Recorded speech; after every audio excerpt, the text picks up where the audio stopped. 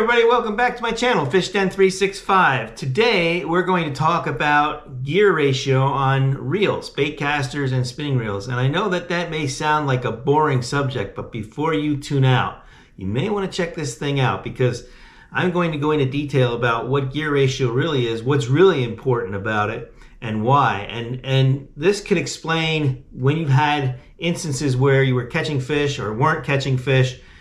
This gear ratio comes down to being the explanation for a lot of that kind of thing. So stay tuned and we'll get into this in detail. All right, let's get started. So the first thing that we want to do is define what gear ratio is, and it's really simple.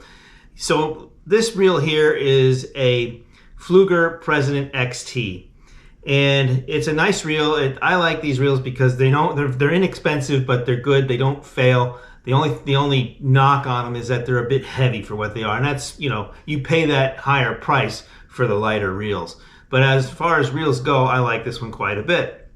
Now, the gear ratio is this. It's a ratio between the amount of times this spool turns versus the turning of a handle. So this one has a 6.2 to 1 gear ratio, and what that means is this spool is going to turn 6.2 times for every single complete rotation of this handle.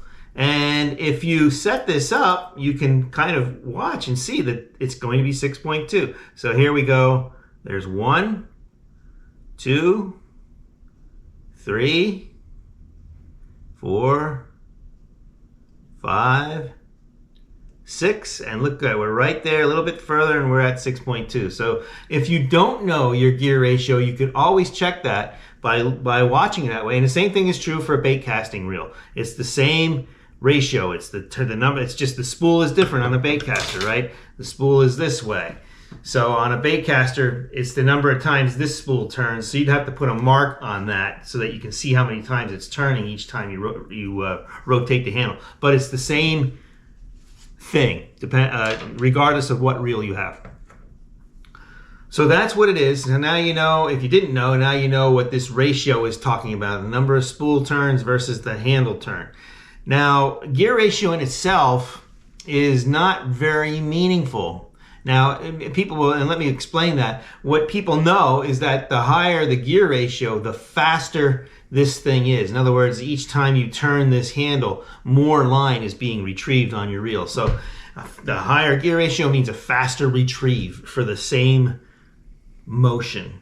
So that's when all else is being equal. In other words, if we have two of the same reels of the same size, this Pflueger reel is made in like 4 different sizes. This is a size 30, there's a 25, there's a 35, and so the real thing that matters isn't the gear ratio, it's the amount of line that gets put on this reel for every turn. How many inches of line do you retrieve with one complete turn of the handle?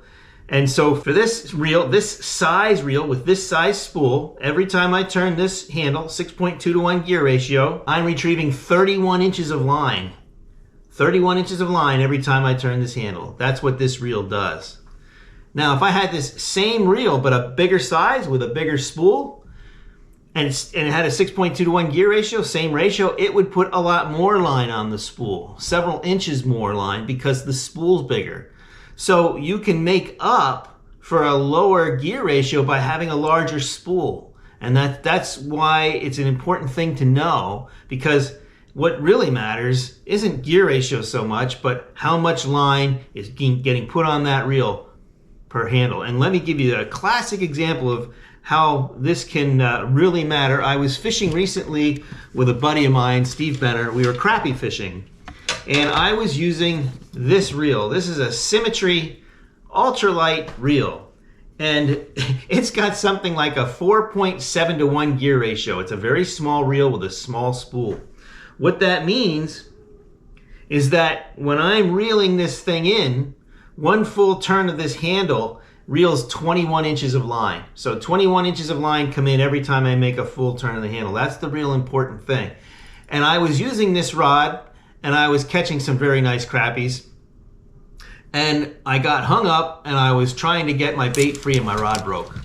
So I destroyed my rod. This is a new ultralight rod that I've paired with the reel since then. But then what I did was I picked up this outfit. This reel is a bait caster, as you can see. It's a Shimano BFS reel. So the Shimano BFS has a gear ratio of 8.2 to 1. And every time I turn this handle, it reels in 32 inches of line. So on this particular day, when I was fishing for crappies, I was catching them on this. And the way I was catching them is we were fishing a fallen tree. You drop that down, I'd let it go all the way down to the bottom, and I'd do one reel turn, one handle complete turn, and then I'd just hold it there and let it sit and shake the rod now and then. And that's how I was catching the crappies. Well, when that rod broke, without really thinking about it, I did the same thing with this. So I let it go all the way down to the bottom, and I did one complete handle turn, and I'm waiting, and nothing's happening. And I'm waiting, and I'm not getting bit. And I'm like, why am I not getting bit? And then it hit me.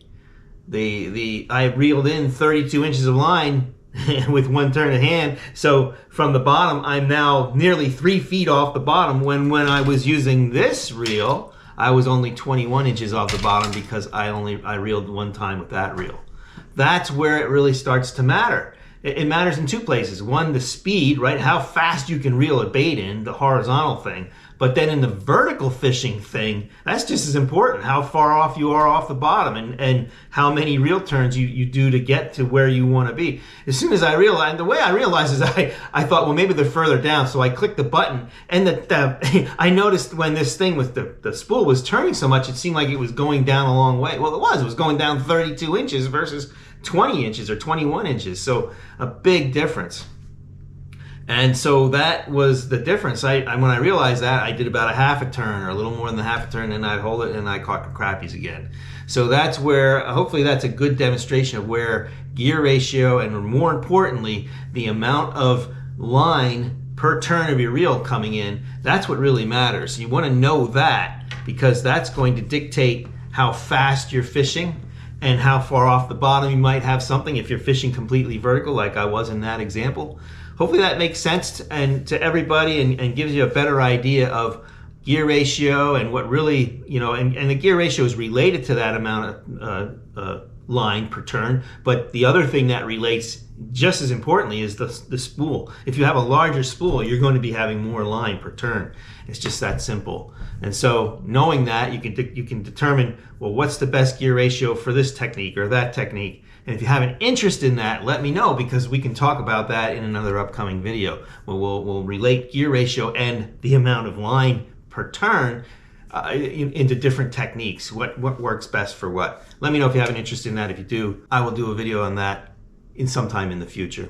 If you like the video, give me a thumbs up. Don't forget to subscribe to the channel if you haven't done so already. And if you want to see a video about a dynamite bait that I've been using that really catches a ton of bass, take a look at this rig right here. Until next time, be safe out there. Hope to see you on the water. And as always, may God bless your fishing endeavors.